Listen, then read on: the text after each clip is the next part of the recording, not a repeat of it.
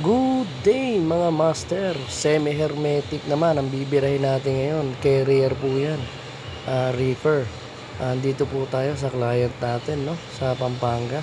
Kaya mga unit nila, no? Meron tayo ditong gagawin, defective compressor at black carbon ang system niya. Ang ginawa namin dyan ay nagpahigop kami ng 141B. Binacuum namin ang system. Sinarado namin yung high side para una naming ipa-flashing yung low side at dyan palalabasin sa suction line. Gumamit kami ng nitro. Yung nitro na yan ang gagamitin natin na pangtulak sa 141B na pinahigop natin sa loob ng system at dyan siya ilalabas sa suction line ng ating unit. Yan, nakikita nyo naman yan, black carbon. Importanteng matanggal po yan sa system dahil isa yan sa magiging dahilan o magiging rason ng pagkasira ng bagong kompresor nating ipapalit. Ayan yung 141B na yan ang ginamit namin para malinis yung buong system at matanggal ang lahat ng black carbon sa evaporator at sa condenser. Kung nakikita nyo, parang putik yung lumalabas dahil nasunog nga po yung compressor niyan ng unit na yan. Kaya importante na mai-flashing po ng maayos ang system para matanggal yung black carbon dahil hindi po pwede na may black carbon bago mo ipalit yung compressor na ipapalit na ilalagay. Dapat matanggal lahat yan. Yan ang pinaka-importante, mahugasan ng 141B. Isa yan sa naituro sa akin ng mga master ko at ng mga senior ko sa industriya. Shoutout pala kay Master Henry Dihita, Ian Locahin, Master Nelson Aguilion, Randy Aguilion, Trapsi, paring Trapsi, kay paring Raymond Sarsuela.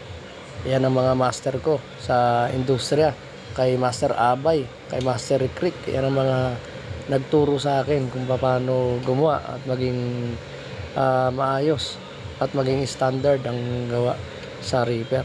Napaka-importante na marunong po tayo sumunod sa mga senior natin. At yan, nasa stage na kami na magpa-flashing naman kami ng condenser coil niyan.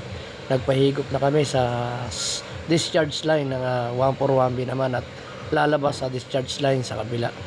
At ayan, gumamit na kami ng cup or tabo para ma-monitor namin kung gaano karaming 141B ang napapahigop sa system at hindi umabot sa ating vacuum ang 141B na pinahihigop natin. Ayan, kung makikita nyo, lumalabas yan yung 141B na pumasok sa loob at ayan, naka nitro pa rin po tayo. Actually, naka tatlong nitro kami dyan at isang buong lata, isang malaking lata ng 141B na ginamit para lang malinis ang system na yan. Ayan, kung makikita nyo kung gaano kadumi, napakadumi po.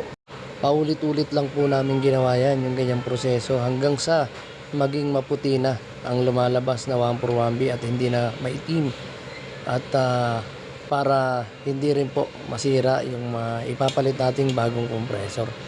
At actually mahirap at nakakapagod at nakakangalay yung ganyang proseso, pero yan talaga ang dapat natin gawin para malinis ang buong system.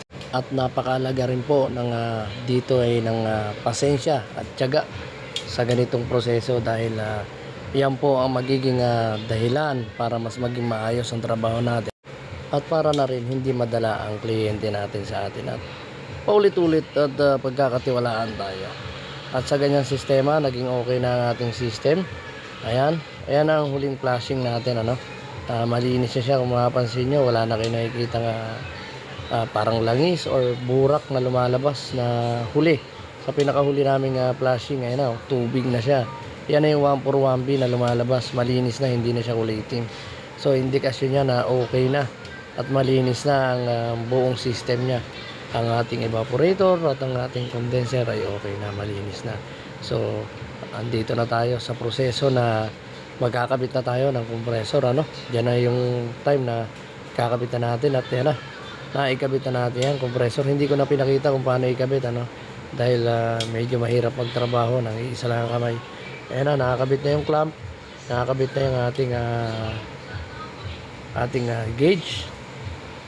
Ang una namin ginawa dyan nag-ano kami yan, nag-initial kami ng karga, pinaandar namin ng compressor, mga 5 minutes namin pinaandar, tapos tinapo namin ulit yung una naming karga.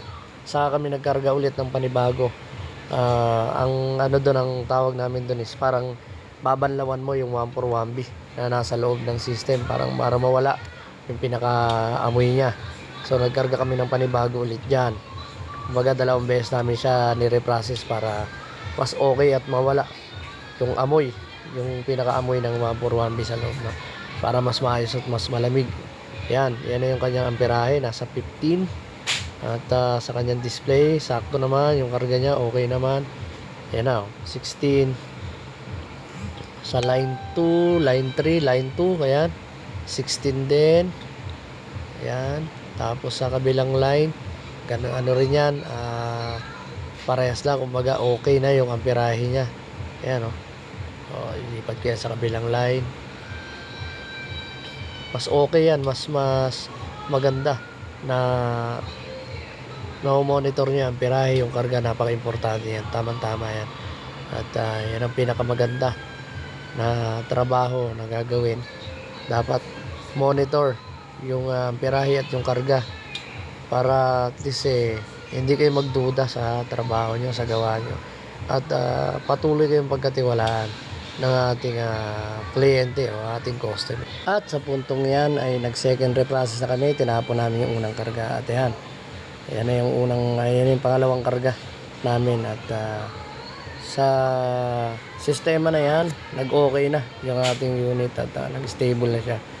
At sana nakatulong yung video na to sa ating mga master at sa ating mga kaibigan dyan na nanonood. Salamat din sa mga tumulong sa akin. Yun lang, goodbye.